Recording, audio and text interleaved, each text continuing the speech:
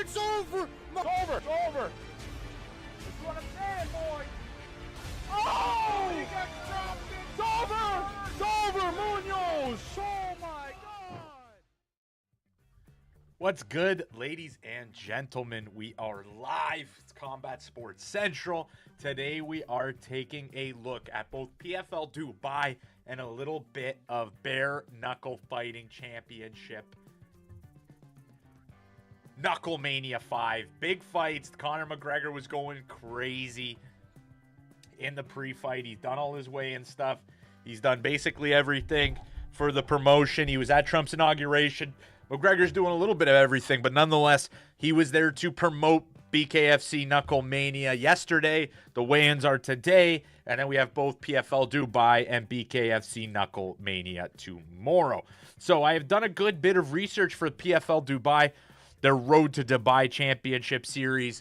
Now, they got rid of Bellator, but still featuring a Bellator Championship in the main event. Usman Nurmagomedov takes on Paul Hughes. Now, that is an absolutely exciting fight. It is really as good as it gets.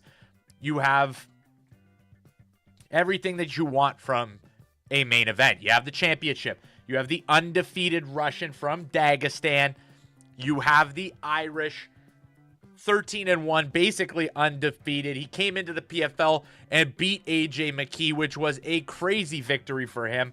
And now he goes on to fight for the title. And Usman Nurmagomedov, 18-0. It's Dagestan versus Ireland 2. That's been the promotion for the fight, which I absolutely love.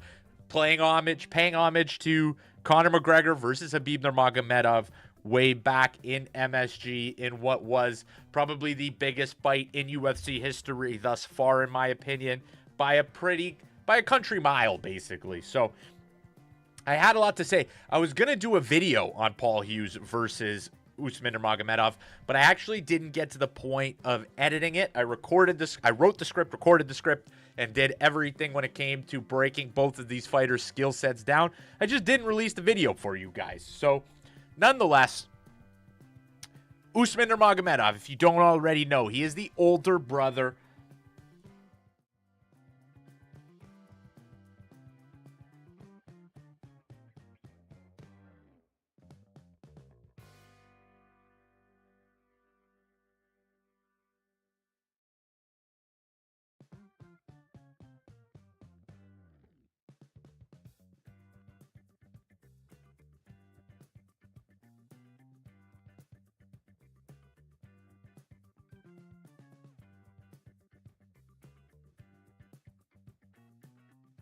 And when he fights, the fear of the takedown for most of his opponents make it so that they struggle, really, to fight this dude.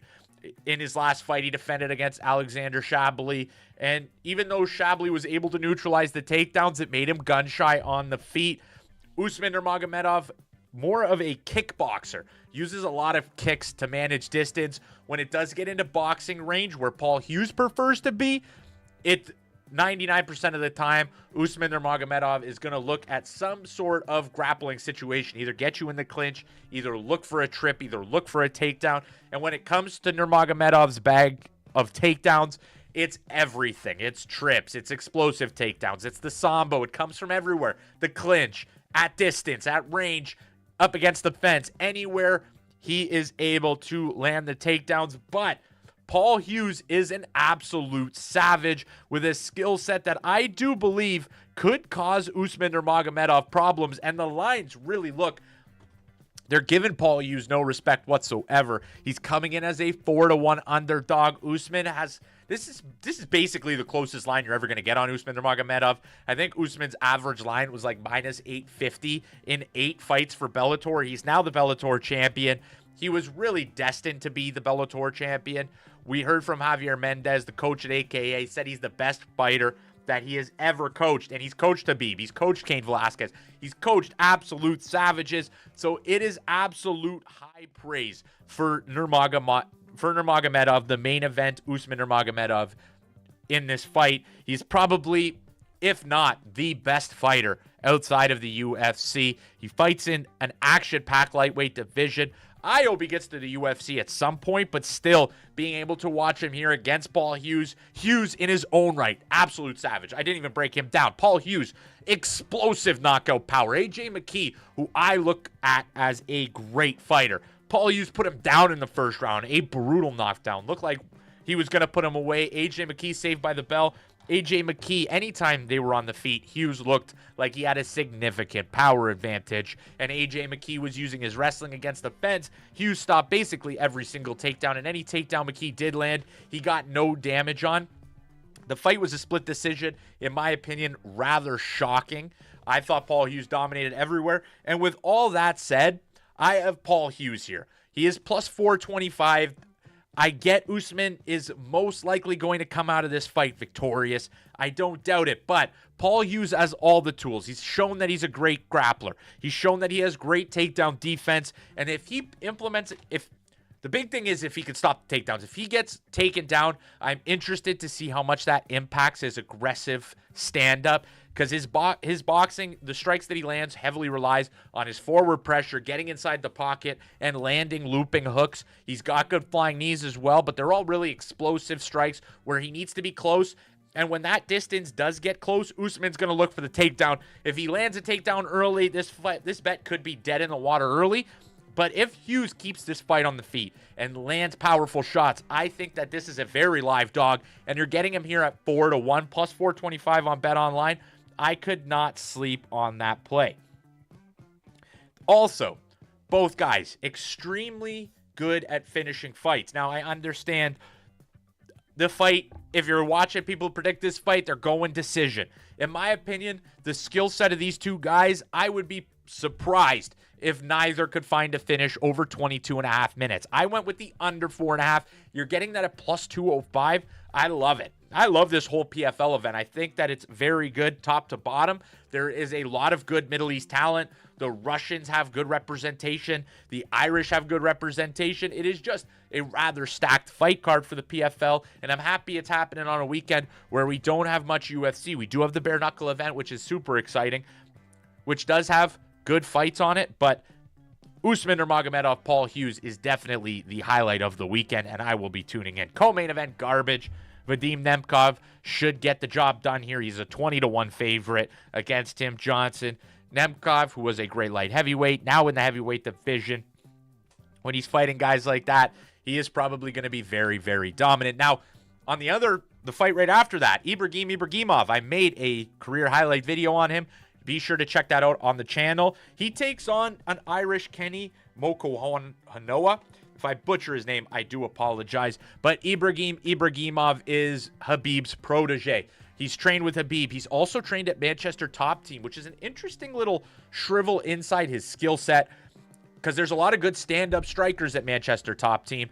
Manchester Top Team, the same gym where Paddy Pimblett fought Dennis Frimpong, but that's besides the point. Ibragim, he's trained in Dagestan. He trains at Manchester Top Team. He has all the grappling skills. He's been grappling since his youth. He's been wrestling. He's been doing Sambo. He is extremely impressive in the grappling. He has the same style of Habib. Push his opponent up against the fence, get the takedown, look for the submission, ground and pound. And a lot of his fights end up being exciting because he's just such an overwhelming grappler that he's able to land big shots from mount, big shots from really any position on the mat, get his takedown successfully, look for a submission, tuck to the corner. He's a fun fighter to watch. He fights on an Irish heavy hitter, 5-1. I think this is clear and away going to be an Ibragimov win, but it's one of the big three.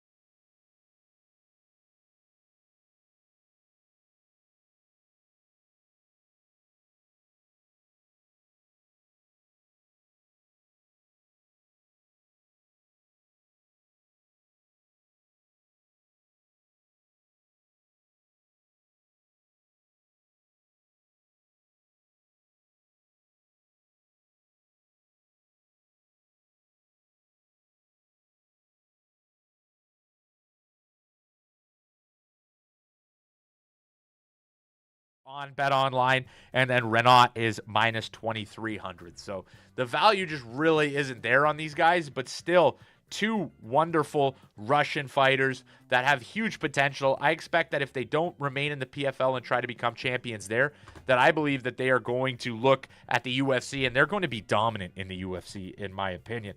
The rest of the card just features a lot of good Middle East talent. I took a look at the opening fight. Netta versus Khan. Netta, a powerhouse, powerful striker. Khan, good on the grappling. His stand-up, a little less impressive in my opinion, but still has the skills there. Both fighters used to fight at light heavyweight, coming down to middleweight. They fought a couple times in that division.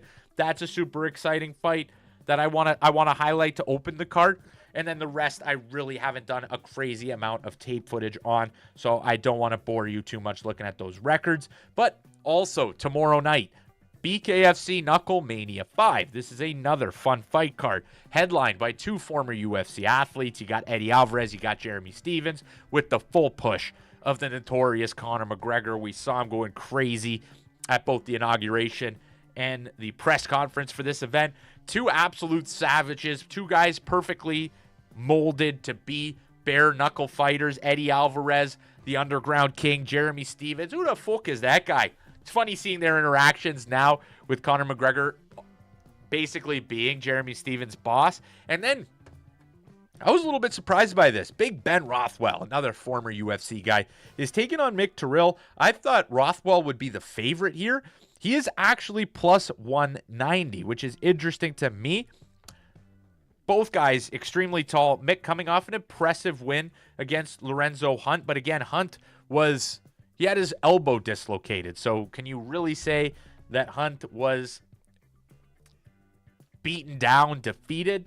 I would argue he wasn't, but they have Mick as a pretty sizable favorite, to be honest with you. Unless there's been a significant change since I last checked earlier this afternoon. There has been a little bit of a shift. Rothwell was plus 190 when I looked. Now sitting at around plus 170. Interesting stuff. I'm going to sip of my nice Nestea Fuse. I guess it's not even Nestea. Zero sugar Fuse. Real tea. Replace Nestea here in Canada. I don't know if there's Canadian viewers out there. But nonetheless, the bet we do have for the fight, Usman Nurmagomedov, Paul Hughes. I got Paul Hughes at plus 425. I still haven't tweeted this, so you're getting it first live here. I think Paul Hughes has enough that he could potentially get this done. I think the line should be razor close. I would probably still set Usman as the favorite, but I would have him probably closer to like a minus 160, minus 170. I get it. There is Usman Nurmagomedov is extremely skilled, and then you have the battle-tested resume, the proven track record of American Kickboxing Academy and the Dagestan gym and fighters under Khabib Nurmagomedov. So I do understand that they got Usman as this massive favorite. A lot of money probably came in on him as well. But still, in my opinion, the fight should be razor close. If it was AJ McKee in this spot, I think Usman would probably come in at minus 250, minus 300, not minus 600. And Hughes, I got to say, in my opinion, I could be crazy. You could call me crazy. I felt Paul Hughes absolutely dominated AJ McKee. And I am a huge AJ McKee fan. I thought for a long time he was the best fighter outside of the UFC, the best fighter in Bellator. And Paul Hughes, when he caught his kick, hit him with a flying knee in that combination in that first round where he dropped him, he could have put AJ McKee away there if it wasn't so late in the first round. And AJ McKee was kind of diving for single legs and trying to hold him against the fence, doing absolutely nothing. But in my opinion, it was really all to avoid the damage coming from Paul Hughes. Paul Hughes is extremely powerful. He also has a 5-round background. He's been 5 rounds. It's tough for me to say that he deserves to be plus 425. I think he should be much closer to the plus 200, plus 150 spot. So I would be kicking myself if I didn't take a play here. I did a quarter unit on the Paul Hughes side, and then again, both guys' skill sets. I think somebody's going to find a finish, in my opinion. That's why I went under 2.5, and for that, I went a half of a unit. But there's so much on this card to look forward to. You also have Nathan Kelly. I think I missed this fight. Nathan Kelly versus Ahmed Magomedov. Magomedov came into Bellator, I believe, I think this was still at the time Bellator was Bellator. Came into Bellator. He was a massive favorite against Henry Corrales. He has since dropped down to minus 230 against Nathan Kelly, who in my opinion is a weaker fighter than Henry Corrales. But Corrales showed that while Magomedov was having a lot of success on the regional scene with his grappling, when it came to Bellator, he struggled against Henry. And Nathan Kelly is a skillful grappler. I don't think he's going to have as much success defending takedowns because I think Nathan Kelly is going to be okay with it getting to the grappling, especially against the fence. He's an opportunist. He looks for submissions. Magomedov is going to have to be extremely careful here. I don't know if they did release a line on Nathan Kelly by submission. If I was to make a video on this, that would be probably where I would have went. Let's have a look. Do they have... Oh, they might have the props now. Yes, they do. Nathan Kelly by submission at plus 1,300. I would look at that. Plus 1,300, 13 to 1. I'm going to be looking at that. Keep it tuned into my X to see if I end up making a play on that. But Kelly is very dangerous on the fence. We saw it in his most recent win where he landed the submission victory. I think a majority of his wins, come by way of submission. And Magomedov is going to be looking for the takedown a lot. He's going to be looking for a takedown. Now, again, the fight is heavily favored to go the distance. But Nathan Kelly by submission at 13 to 1.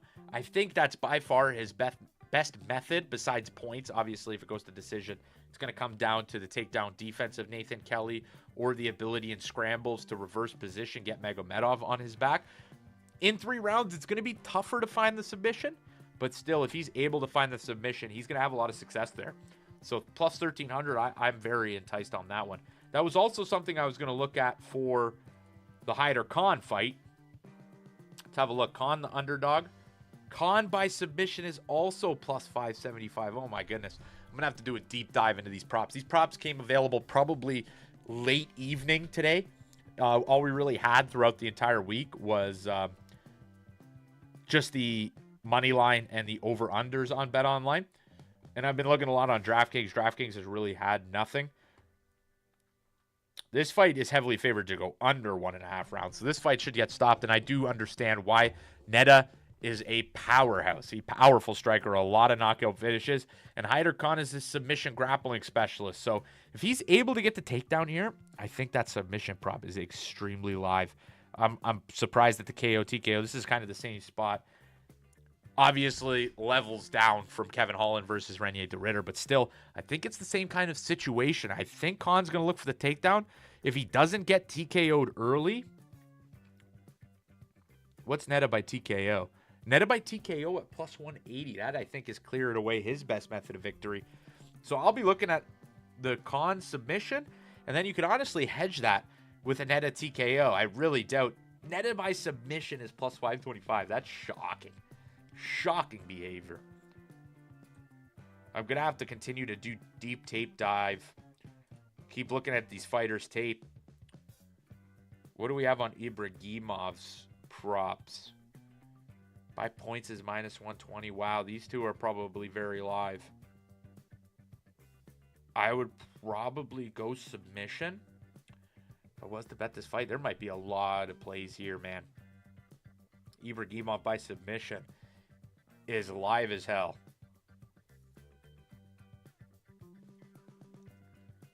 I might have read Kenny wrong, though. I didn't do a lot of tape study on Kenny, so I might have to go back and take a look at him. He has a lot of submissions. He has 4 submission wins. Wow, I didn't know that. So this might be a risky spot for Ibragimov because he does look for the takedown a lot. Kenny might be more of a submission guy than I did realize at the start. Again, I didn't make any bets on that fight, so my knowledge is not to the point of where I'm confident enough to make a play.